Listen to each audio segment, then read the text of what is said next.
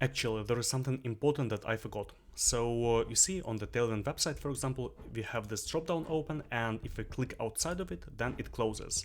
And in our app, we did not add this kind of behavior. So see, I open the dropdown, I click outside, and it does not close. So we can achieve this behavior by adding the stimulus use click outside the library.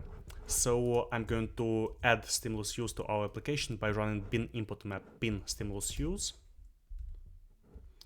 And now I'm going to open the docs, and here we have, so we're going to import use click outside from stimulus use. Then inside the connect, we're going to use click outside. And we'll need to add this kind of action, click outside. And in our case, we're going to say this dot close.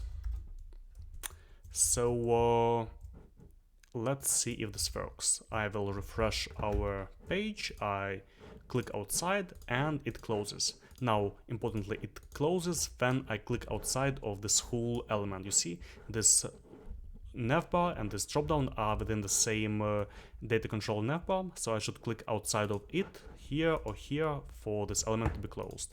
And hooray, now it works exactly as on the Tailwind website. When we click outside, it closes. And just one more improvement, you see, whenever I refresh the page, for a millisecond we see this dropdown popping up. It is because we close it when the stimulus controller is connected right here.